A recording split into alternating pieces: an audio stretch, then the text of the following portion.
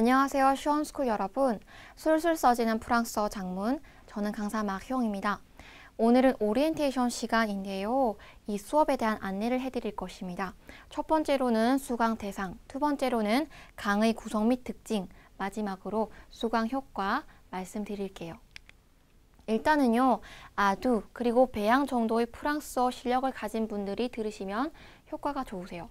기본 문법을 알고 있거나 간단한 단어들, 어휘들 이용해서 회화를 할 수 있는 분들이죠. 그런데요, 그것을 할 수 있다고 해서 작문까지 가능한 것은 아니죠.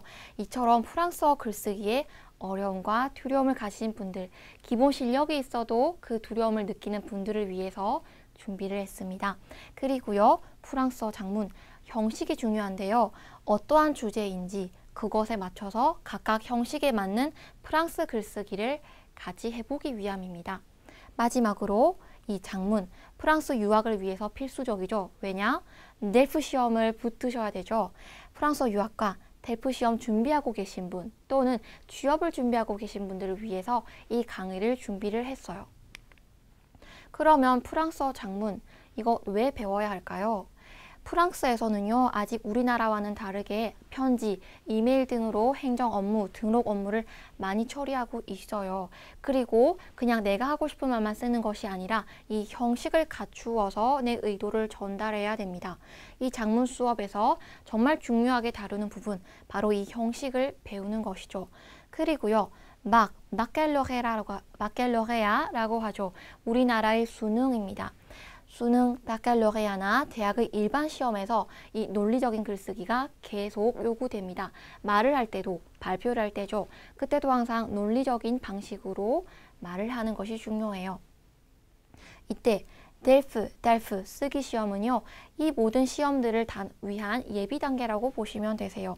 형식을 갖춘 글을 계속해서 연습하는 것이죠.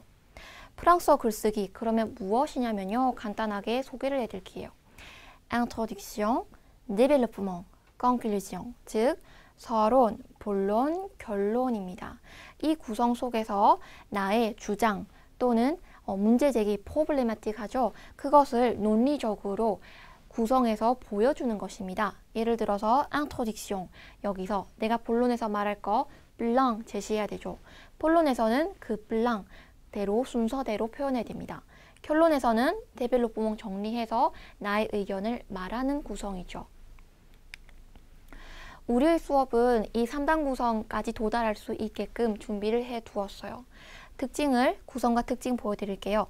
테마, 주제별 작문, 자기소개, 편지, SMS, 일기, 블로그, 지원서, 이력서까지 다양한 카테고리의 작문을 준비해 놓았습니다. 이 다양한 카테고리만큼 다양한 형식이 있고요. 내가 원하는 글이 있으면 그 형식에 맞추어서 글을 쓰셔야 되는 것이죠. 그리고요, 관련 어휘와 표현 학습도 같이 공부하는데요. 작문이라고 해서 바로 글만 쓰는 것이 아니라 그 작문 속에 쓰인 어휘와 또는 문법, 그리고 수거 등 같은 표현들도 같이 배워요. 그러면 전반적으로 프랑스어에 대한 종합적인 수업이라고 할 수가 있습니다. 총 20강으로 이루어져 있고요. 강의당 30분 내외이지만 이제 강의가 진행됨에 따라서 지문도 길어지고 시간도 조금 더 길어질 수가 있어요. 그러면 한 강의의 특징, 구성을 조금 더 자세하게 말씀드릴게요. 먼저요, 주제로서 어떠한 주제이며 누구에게 쓰며 무엇을 주안점으로 두는지 목표로서 설정을 해요. 그리고 나서 작문 미리 보기, 프랑스어로 작문할 한국어 전문을 봅니다. 이 단계에서는요, 내가 쓸 것이 이거구나, 구성이 어떻고 중심이 여기 있구나, 전반적인 이해를 하는 겁니다. 그 다음에 핵심 어휘, 표현 학습, 이때 수거도 들어가고 문법도 들어가요. 순차적으로 가르쳐 드리는 거죠. 작문하기 앞서서 미리 예습하는 것입니다. 그 다음으로 실전 작문은요, 앞서서 배웠던 미리 보았던 한국어 문장 있죠? 한 문장씩 한 문장씩 프랑스어로 같이 바꿔요. 이때 주의할 것은요, 한국어를 순수하게 프랑스어로 바꾸는 결과가 중요한 게 아니라요, 한국어가 프랑스식으로 어떻게 바뀌는지 과정을 함께 하는 것이 중요합니다. 이것을 끝내고 나면 복습을 하는데요. 어떻게 하느냐면 프랑스어 전문, 아까는 한글 문장 전문 봤죠? 이번에는 마지막으로 프랑스어 전문 보면서 작문 목표, 어떻게 나왔는지 또 다시 맥락을 짚는 것으로 마무리를 합니다. 저와 함께 이 수업을 듣게 되시면요. 프랑스어의 기본적인 작문 원리 이해할 수가 있어요. 문장력을 기를 수 있는데요. 우리 문법 안다고 해서 한 문장만 자세하게 쓴다고 해서 작문 되는 거 아니죠. 문장과 문장 사이의 관계, 또 문단과 문단 관계의 관계를 중요시할 수 있는 능력을 기릅니다. 그리고요. 형식 정말 중요하죠. 내가 표현하려는 글에 맞는 형식 골라서 거기에다가 내 생각을 넣는 연습을 하게 되고 그것에 익숙해지는 것이 또 이 효과로 볼 수가 있습니다. 그리고요. 논리적인 프랑스어 글쓰기 앞서 말했듯이 서론, 본론, 결론 거기에 맞춰서 나의 주장 쓸 수가 있게 됩니다. 마지막으로요.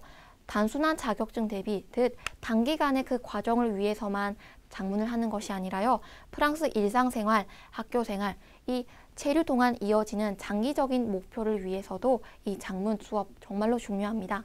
저와 함께 수업을 듣고 나면은 이제 프랑스로 옮겨가셔서 일상생활, 대학생활까지 모두 작문 무리 없이 하실 수가 있습니다. 여기까지 오리엔테이션이었고요. 저와 함께 이제 곧 수업 시간에서 찾아뵙겠습니다. 감사합니다. 강의실에서 만나요. Merci, à bientôt.